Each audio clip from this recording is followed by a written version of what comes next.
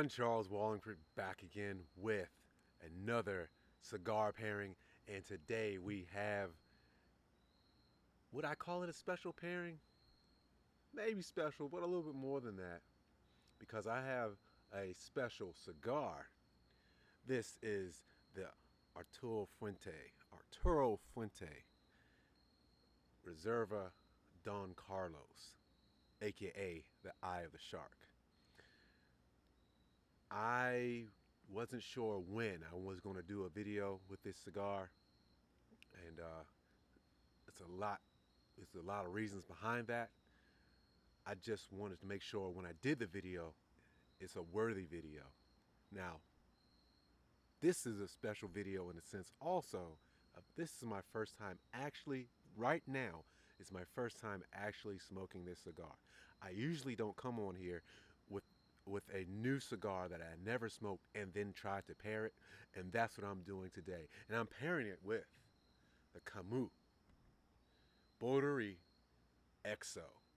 Camus Borderies XO is another fine cognac from France that I wish more people knew about. I wish more people would try. A lot of times cognac is just stuck with 3 or 4 different brands: Hennessy, Remy Martin, Cavassier, and people just get stuck there. Camus is better than those 3 I just mentioned. So I'll get more into that once I get deeper into this cigar pairing, and we'll talk about what took place when I tried to pair these together for the very first time and never pairing them in the first place. All right, I'll see you then.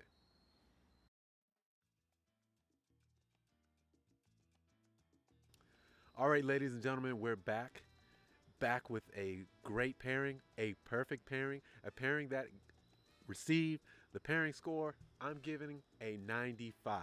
A 95 pairing means something really special took place, and I am very satisfied with what came about from putting these 2 products together. But first, let me get to tell you a little bit individually about the cigar and the distilled aged spirit. First, let's talk about the Reserva Don Carlos. Let me describe it with a Cameroon wrapper, a Dominican binder, a Dominican filler. It has the strength of medium.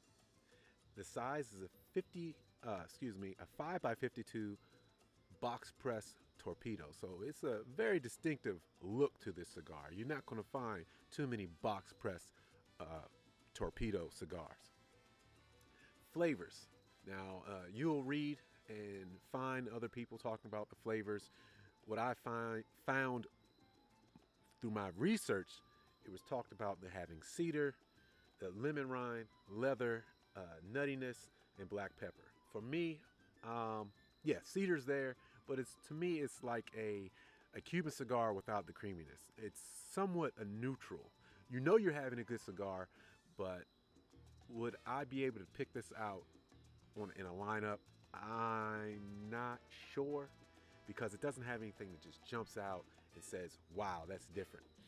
Saying that, I'm going to talk about it again. I'm not sure why this got Cigar of the Year. Not saying it's not a good cigar, but to me, there's other cigars out there that, because of the distinctive characteristics, probably should have got Cigar of the Year. But it's a well put together cigar. It's a fine cigar. I don't know about Cigar of the Year. Now let's talk about the Camus Cognac. This is the Borderies rendition of their XO. They have 2 different XOs. This particular one is the Borderies XO. Man, I am really, really impressed with this.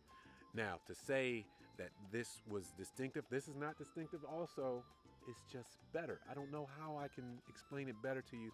For cognacs I've had before, this is the next level cognac. This is not your Remy Martin, your Cavassier, or even your Hennessy when it comes to cognacs. This is the next level. This is like the Ade Fessigny, the Martel, the Luze cognacs. And as far as that, I would say for distinction, it is it is just smoother than all the rest of them. And oh, what really stands out is the lingering on the palate. It is so nice to have that flavor. Sometimes you have after flavors, aftertaste that just stay there. You're like, that's good, but I don't want to taste this forever.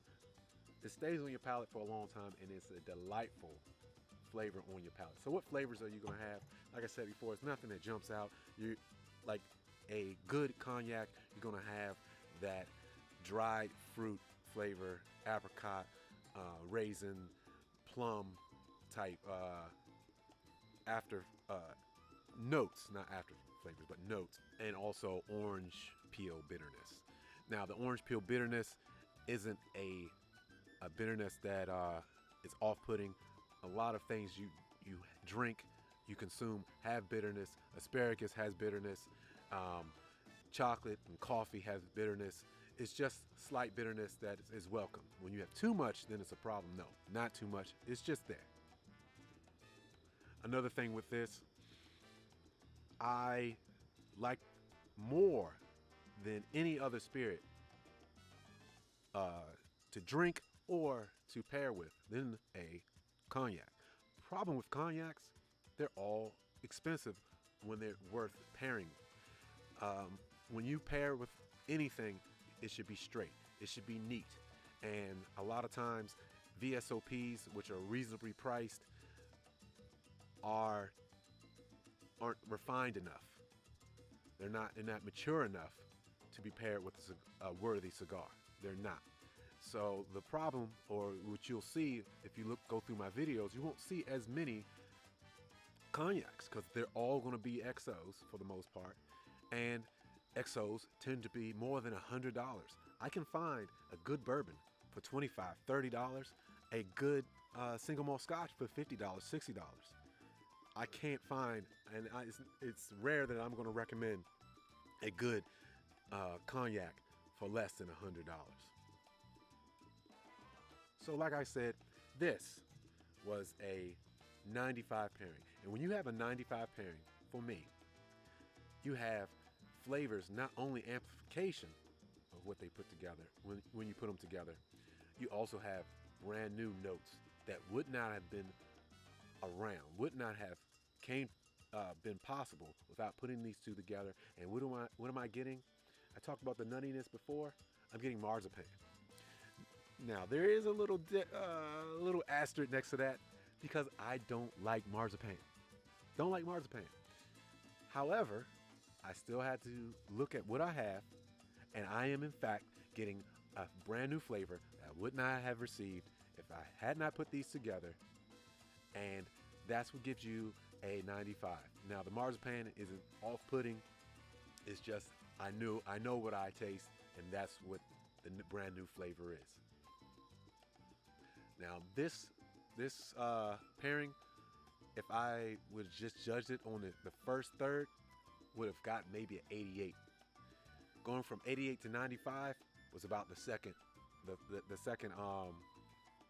The second third, the pairing went off awesome. It was a brand new experience. Usually when I have a 95, it usually starts off with 90 or 93 or something like that, and then it gets to 95. This one went from 88, jumping all the way to 95, and I was really impressed and really happy because I was absolutely, I was worried to have a cigar of this caliber and to have this distilled aged spirit together, expensive as they both are, hard to find as they both are. I was really worried, but I'm happy that these two came together, and I expect them to do well because these are sought after things. The cigar, if you don't know, being cigar of the year, pretty much takes it right off the shelves. It flies off the shelves and you won't be able to find it. Matter of fact, I wasn't able to find it anywhere until I went to the tobacco company in Lemoyne, Pennsylvania, and because of who I am, they let me have it because it was not on the shelves. They let me have it, not have it, but purchase it. They wouldn't have allowed me to purchase it had I not been Charles Walhingford and done prior work with tobacco company in Lemoyne, Pennsylvania. Make sure you check them out if you're anywhere in the area. So I'm lucky to have this pairing. I'm lucky to have this time to spend with you, and I hope this helped you out. So that's the pairing, ladies and gentlemen. I hope this helped you out for your future choices of distilled aged spirit, your future choices of cigars, and if you can find the Eye of the Shark, even though I disagree with being the cigar of the year in 2017, I do highly recommend this cigar. Definitely. I'm Charles Walhingford. Oh, before I say that, if you liked it, make sure you hit the like button. If this is your first time seeing my videos, make sure you subscribe. And if you liked the video, you might as well share it. I'm Charles Walhingford, and this is how I